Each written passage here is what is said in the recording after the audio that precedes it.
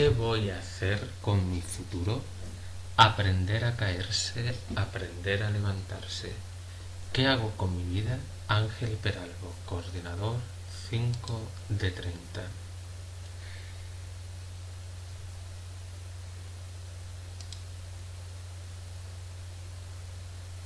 Capítulo 1. ¿Qué voy a hacer con mi futuro? Por Óscar Pérez Cabrero. 1.3. Aprender a caerse, aprender a levantarse.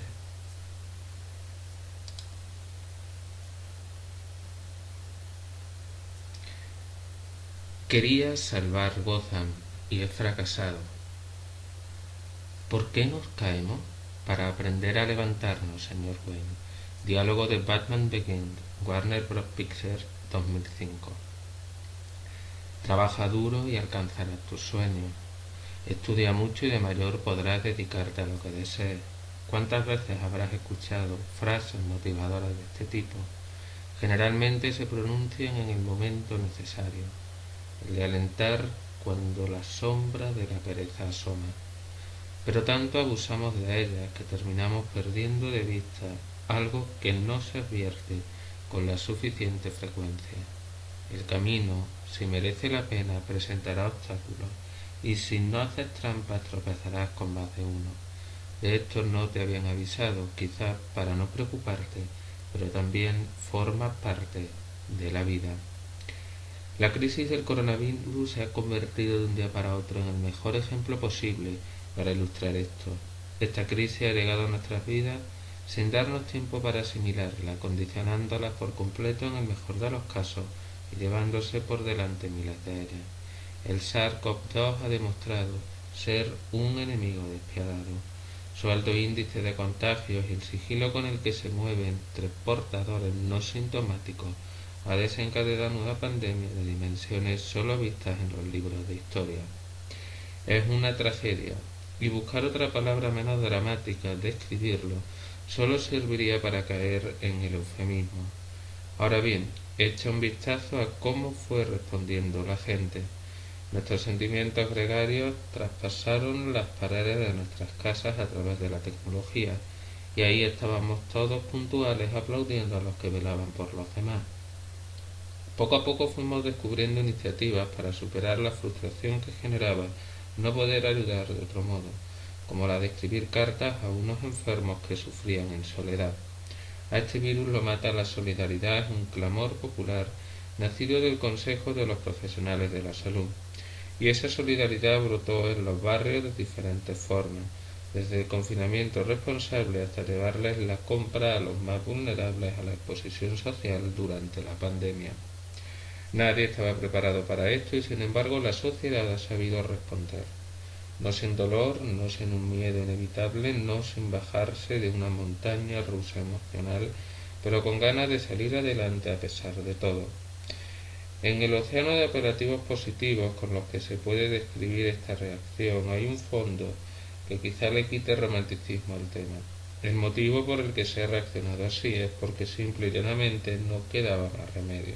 Cuestión de supervivencia. Ha sido un palo muy fuerte, pero a él le ha seguido nuestra capacidad para levantarnos, cuyos cimientos están en el apoyo de los demás. Un apoyo fundamental porque no lo olvidemos, aquí hablamos de la sociedad en sentido amplio, cuando hay individuos que evidentemente han podido atravesar circunstancias más complicadas que la mayoría. Revisando el concepto de fracaso.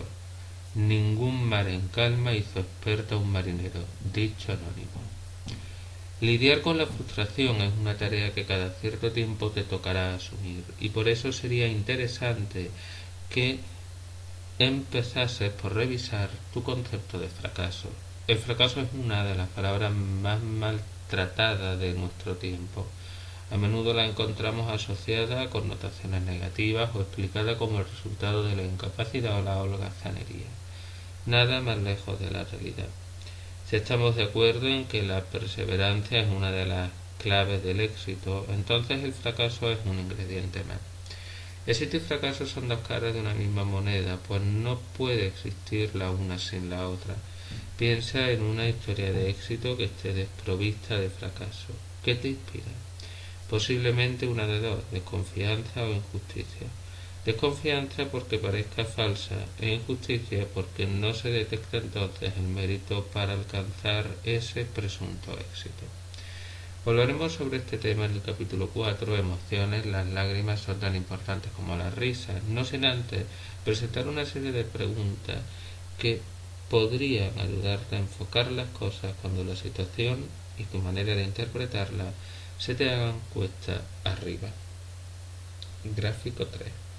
Cuando pienses que eres un fracaso como persona, entonces plantéate, errar es humano, eso no te va a definir. Es tu respuesta ante el error lo que te definirá y tampoco lo hará para siempre. Date la oportunidad de aprender a hacerlo mejor. Cuando pienses que no vales para lo que te has propuesto, entonces plantéate, ¿no vale o no merece la pena todo el esfuerzo que requiere? Y si ni con dosis extraordinarias de esfuerzo es posible, ¿por qué obsesionarse? ¿Tan necesario es este objetivo? ¿No hay alternativa? Cuando creas que no vas a ser capaz de superar lo que te ha ocurrido, entonces plantéate, ¿le ha ocurrido a otras personas? ¿Acaso no lo han superado? Date permiso para vivir el duelo, pero confía en que saldrá adelante. El caso de Carlota, cuando el fracaso termina siendo una bendición. Carlota acudió a nuestra consulta animada por sus padres en un momento crítico para ella. Tras realizar las pruebas de acceso a la universidad, los resultados de los exámenes no habían sido tan buenos como deseaban. Se había esforzado mucho y tanto sus padres como sus profesores daban buena cuenta de ello. En más de una ocasión la habían animado a tomarse un descanso de tanto estudio. Sus calificaciones también lo certificaban, pues habían sido notables. Sin embargo, no eran suficientes para aspirar a estudiar la carrera que ella quería, medicina, en una universidad pública. Los padres estaban muy orgullosos de ella y les generaba tanto disgusto ver que su hija no había alcanzado su objetivo, que estaban dispuestos a hipotecarse para que Carlota se matriculase en una universidad privada. Aunque era un desafío para su economía, eran conscientes de que se trataba de una inversión. Carlota amagó con acceder a una facultad de medicina privada, pero no le terminaba de convencer la idea. Se sentía muy agradecida a sus padres, pero no quería ser la responsable de que cargaran con ese esfuerzo extra. Y ellos, aunque insistieron, se lo supieron respetar. Había llegado a un punto en el que me confesaba que sentía que no se lo merecía y que dudaba de si iba a ser capaz de sacar la carrera adelante. La idea de esperar un año para repetir las pruebas de acceso le espantaba, pues tanto tiempo le parecía un mundo y tampoco le garantizaba nada. Estaba decidida a dar el salto a la universidad, pero no le iba a quedar más remedio que renunciar al que hasta entonces había sido su sueño. Aunque es un concepto que tenemos más asociado a la pérdida de seres queridos, lo que Carlota estaba atravesando era un proceso de duelo. Para ayudarla empezamos desgranando qué era lo que le entusiasmaba tanto de la medicina, cuáles eran sus motivaciones. Resulta que Carlota había tenido problemas cardíacos, por lo que su relación con la medicina era estrecha. Fue sometida a una operación crítica de la que salió muy bien parada, y más allá de la gratitud a los profesionales que la atendieron, lo que encontró en ellos fue inspiración. Además, su tía, con la que tenía una relación muy estrecha, era pediatra y se había convertido en un referente muy importante para ella. No eran esas sus únicas motivaciones, aunque sí las más especiales. Carlota también reconocía ser consciente de lo que ella llamaba el prestigio social que daba ejercer la medicina y, por supuesto, el salario al que podía aspirar.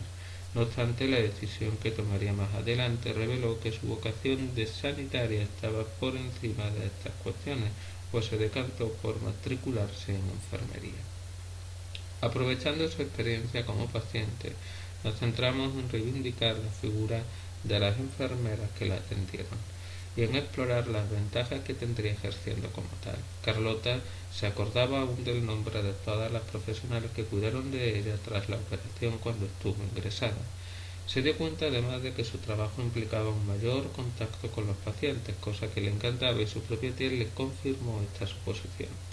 Cuando por fin llegó a su buzón la carta de admisión a la escuela de enfermería, Carlota recibió la noticia con ilusión, nada que ver con la resignación que al principio se podría vaticinar. No había sido un amor a primera vista, pero no por ello dejó de ser amor lo que terminó sintiendo por su trabajo. Cuando tiempo más adelante empezó con las prácticas hospitalarias, Carlota no podía sentirse más afortunada con lo que hacía. El caso de José, cuando el fracaso forja nuestro carácter. José tenía 32 años cuando llegó a nuestra consulta. Llevaba 3 meses en el paro tras haber realizado su empresa un ERE, expediente de regulación de empleo, un procedimiento para despedir o suspender trabajadores. José llevaba desde los 20 años trabajando en un almacén. Empezó como mozo y llegó con el tiempo a promocionar a un puesto de mayor responsabilidad. Era una persona muy activa y verse de repente sin trabajo lo llenaba de amargura. La primera semana había echado multitud de currículos, pero ante la falta de respuesta se vino abajo. Para poder ayudar a José, además de conocerlo, era necesario saber más de su historia y del contexto de su despido. A José nunca le había gustado estudiar, por lo que dejó de hacerlo cuando consiguió su graduado de secundaria, que su trabajo le contó. Era una persona extraordinariamente inquieta, a la que sentarse delante de un libro le quemaba, pero cuando se ponía manos a la obra con algo se sentía realizado. Al cumplir los 18 años, el panorama en España para encontrar empleo era muy complicado, así que como muchos otros jóvenes que optaban por probar suerte en otros países de Europa, hizo las maletas. Tenía un familiar en Múnich que le animó a mudarse allí y le ofreció todas las facilidades que pudo. Cuando estuvo en Alemania no le faltó el trabajo, se acomodó a la cultura local y logró hacer amistades con otros hispanoparlantes. Sin embargo, con el paso de los meses le tocó despedirse de muchos amigos que no pretendían quedarse a vivir allí. Viajar a España y recibir visitas cada vez era más complicado por su trabajo y para colmo se le empezó a atragantar el aprendizaje del idioma. Él ilustraba con humor. Después de un año ahí, lo más elaborado que sabe decir era pedir Weissbier, cerveza de trigo, y codillo de cerdo. Cuando llevaba cerca de 2 años, se le presentó la oportunidad de volver a España para trabajar en una filial de su empresa que se había establecido aquí, y no dudó ni un segundo. No había nada que me atase a Múnich más allá del trabajo, y echaba muchísimo de menos a mi familia y amigos. Llegó un momento en el que prácticamente vivía para trabajar y no al revés, decía. Tuve esa revelación cuando vino a verme un primo mío. Gracias a él visité los principales puntos de interés turístico de Baviera, los que más me fascinaron. Hasta entonces no había visto mucho más allá del centro de la ciudad. Como podrás intuir, conocer esta etapa de la vida de José resultó de gran utilidad para ayudarle a enfocar las cosas. Es lo que los psicólogos llamamos prueba de realidad. José estaba convencido de que no podía estar bien hasta que no encontrase un trabajo, que su felicidad dependía de eso. Cuando este episodio de su propia biografía daba cuenta de que en realidad el trabajo no era lo más importante para él. Desde el punto de vista económico, su situación tampoco era de emergencia, pues las condiciones del despido le dejaban cubierto durante una buena temporada.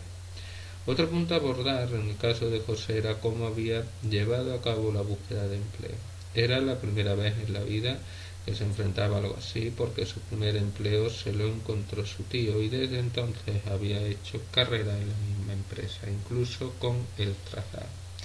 José se había limitado a crearse un perfil en una plataforma virtual de búsqueda de empleo y apuntarse a ofertas en las que creía que podía encajar, pero entre tantos solicitantes no había tenido suerte, aunque no es una opción que descartar. Los psicólogos sabemos que no es ni de lejos el método más efectivo para encontrar empleo. En 2016, la encuesta de población activa EPA del Instituto Nacional de Estadística INE revelaba que el 41,68% de los asalariados entre 16 y 34 años había encontrado su empleo actual a través de familiares, amigos o conocidos. Otro 21,73% lo había logrado solicitándolo directamente a un empresario. En consulta se percibe que el medio favorito entre la juventud para buscar empleo es suscribirse a ofertas en Internet. Sin embargo, este método no parece ser tan exitoso, pues no alcanza ni el 10% en la citada EPA. El hecho de estar en el paro a su edad le hacía sentirse avergonzado, por lo que José ni siquiera había puesto al corriente a la mayoría de su entorno, una pieza clave en la búsqueda de empleo. Su vergüenza era absolutamente injustificada, cuando además el motivo de su despido no tenía nada que ver con su desempeño o su trato con los compañeros. José se había ganado fama no ya de buen profesional, sino de gran persona, y su despido había sido uno más de tantos en un momento de problemas a nivel de toda la empresa por motivos de coyuntura económica. A medida que se fue despegando de ese sentimiento, sus pasos lo llevaron más que a enderezar mejor su búsqueda de empleo, a darse cuenta de la confianza y el cariño que tanta gente le profesaba. Con todo, el momento de encontrar trabajo no llegaría enseguida, pero tampoco era ese el objetivo, sino sobrellevar la espera con buen ánimo. Más allá de la inyección de moral y esperanza que logró tras pedir ayuda a otros, trabajamos también en el establecimiento de rutinas con las que llenar su agenda más allá de la búsqueda de empleo, así como la importancia de las merecidas actividades gratificantes. Sobre estos aspectos profundizaremos en el próximo capítulo: organizar y gestionar las responsabilidades de estudio y de trabajo. A modo de resumen, caerse es inevitable, lo harán muchas veces, pero te enseñará a levantarte. El dolor tras una caída también es inevitable. Aprender a levantarse no significa ser inmune a los golpes, sino hacerlo a pesar de un dolor que se mitiga a medida que se da ese movimiento. Si te cuesta levantarte, no dudes en pedir ayuda. Nadie ha dicho que tengas que hacerlo por tu cuenta. No te hace inferior necesitar apoyo, sino que te humaniza. Ángel Peralbo, coordinador.